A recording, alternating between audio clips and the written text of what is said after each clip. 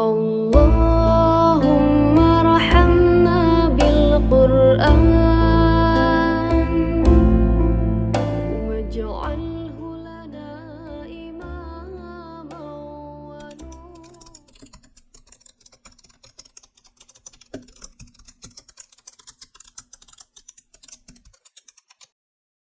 Laki-laki kalau jawab pakai dalil kan enak gitu kan. Nah, ini ada dalilnya. Kalau laki-laki zalim, tugas istri adalah memaafkan, menahan amarah, bahkan dia berinfak atas nama suaminya. Berat nggak, Bu? Pun sebaliknya, karena ini ayat yang bicara ayat. Kalau laki-lakinya merasakan dizolimi istri, maafkan istri, tahan amarah, bahkan berinfak atas nama istri. Udah pernah nyoba belum? Jengkel nih, jengkel banget. Terus lah, kalau kita nyetir mobil itu Pak, kadang ada Pak Ogah gitu kan, atau apalah Silverman itu kan. Nah, keluarin duit itu atas nama istri kita yang kemarin menzolimi saya gitu. Istri juga begitu. Pas belanja di pasar, kok onten turahan gitu kan, kasih kepada bakulnya itu, udah kembalinya ambil aja Bu. Dalam hati kita, ya Allah ini infak atas nama suami saya yang kemarin menzolimi saya. Udah pernah nyoba? Wallahi ya, itu ayat yang sering dibaca di acara syawalan, di ayat 134-nya. Kalau yang wasari'u tadi perintah untuk yang zalim. Untuk yang zalim, perintahnya adalah bersegeralah bertobat kepada Allah. Kita naudzubillah melakukan kezaliman. Kata Allah, bersegeralah bertobat. Nggak usah nunggu. Langsung ngerti salah, tobat. Pertanyaannya, perlu minta maaf nggak kepada yang bersangkutan? Perlu apa enggak? Tergantung kasusnya.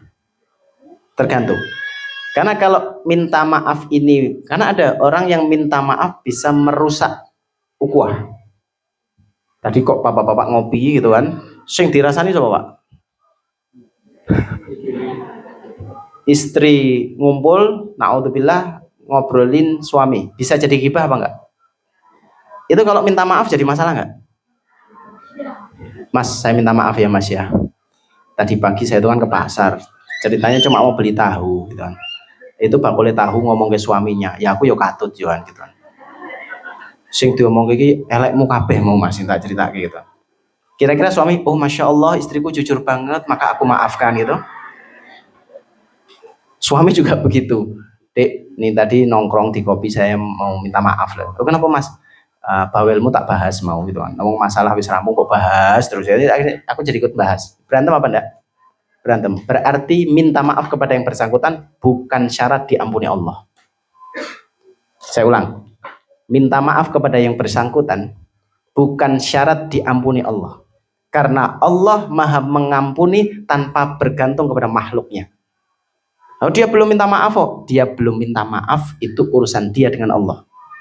Urusan yang menzolimi, dia minta ampun kepada Allah, bahkan dia belum minta maaf kepada yang bersangkutan, katakanlah Allah bisa mengampuni.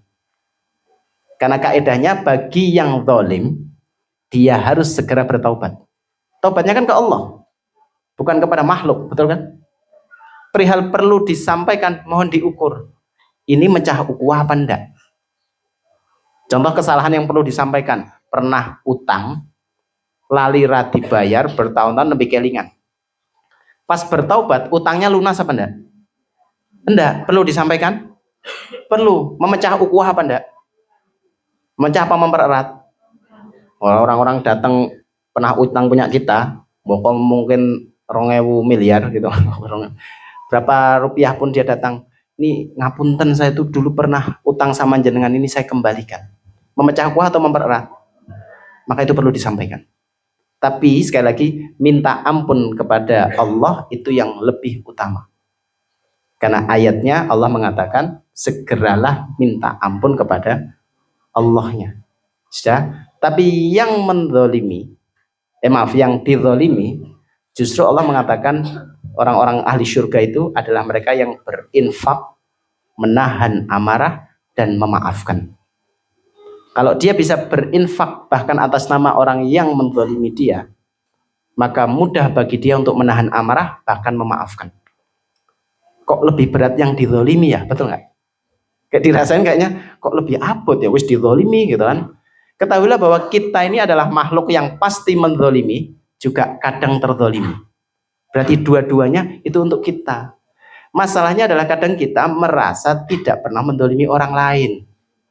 Fokusnya pada terzalimi terus. Sehingga ayat tentang manusia yang terzalimi seolah-olah berat. Padahal itu cara Allah agar manusia mudah melepaskan dendam tadi. Dia nggak minta maaf, itu urusan dia dengan Allah. Tapi dia pernah menzalimi saya sudah memaafkan dia. Saya tidak marah kepadanya karena saya ridho, ini bagian dari takdir Allah, yang bahkan kalau perlu saya tak infak atas nama orang itu. Wallahi, kapan-kapan dicoba. Pernah punya mangkel dengan manusia? Pernah? Ada namanya sekarang. Simpen itu, nanti cari tempat bisa wakaf umpamanya. Saya wakafkan atas nama orang yang pernah mendolimi saya, si fulan ini, nyoh gitu kan. Bukan hal yang tidak mungkin. Justru dia kelak dibuat oleh Allah, diberi taufik merasa bersalah dan minta ampun kepada Allah, kelak di surga dipertemukan. Dan ketika di surga dicabut yang namanya ghil, segala sesuatu yang membatasi urusan jengkelnya kita kepada makhluk, kepada sesama manusia, dicabut oleh Allah. Bahkan manusia itu saling ridho di dalam surga kalau orientasinya kita adalah urusan kelapangan hati. Karena memelihara gengsi gak ada gunanya. Bahkan kemarin kami sempat ngisi nuzul Quran bareng Pak Wali Kota, Pak Hasto. Kan beliau dokter kan. Beliau menyampaikan, di antara penyebab banyaknya pasien stroke adalah karena menyimpan dendam. Urusan kalau salah makanan dan pola tidur itu hanyalah dampak. Tapi awal mulanya adalah nyimpen dendam. Makanya Quran pengennya, sudahlah maafkan. Sudah terima apa yang Allah tetapkan sehingga Anda tidak perlu mengekspresikan amarah. Kalau perlu berinfaklah.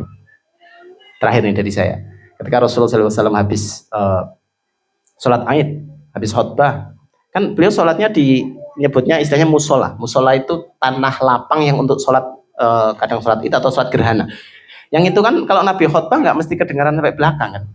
Dan padahal jamaah perempuan ada di belakang. Nabi itu habis khutbah, selesai beliau berkhutbah, beliau turun dari mimbarnya, beliau mendekat ke arah perempuan. Apa yang beliau sampaikan? Ya khutbah Idul Fitri waktu itu, tapi ke belakang beliau sampaikan, wahai para wanita, berinfaklah, karena aku diperlihatkan oleh Allah neraka mayoritas isinya perempuan. Berarti infak bisa membuat manusia keluar dari urusan hal yang tidak menyenangkan di hati, hal yang nyesek di hati. Karena itu semua DP neraka, waliyadzubillah. Maka berinfaklah. Kan harta adalah sesuatu yang paling dicintai perempuan, betul nggak? Saat dia berinfak berarti dia mengeluarkan yang paling dicintainya untuk menyenangkan Allah.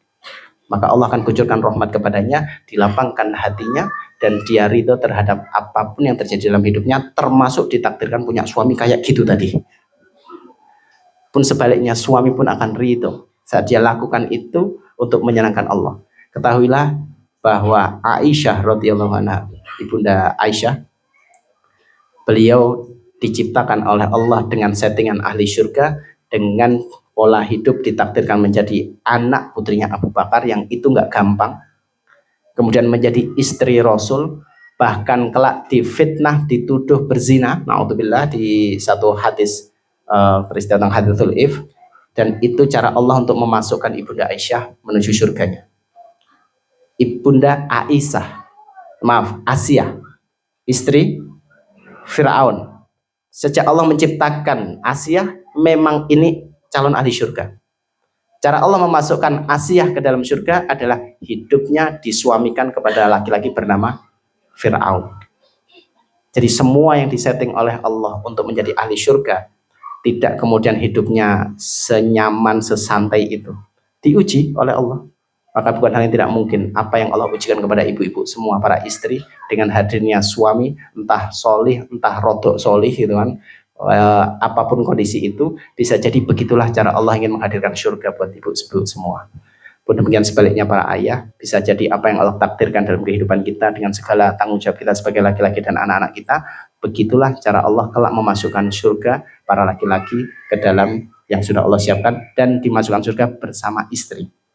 Dan Allah berfirman, udkhulul jannah, masuklah surga, antum, wahai para laki-laki, wa aswajukum, dan juga pasangan kalian, toh barun, kalian akan dibahagiakan di dalam surga.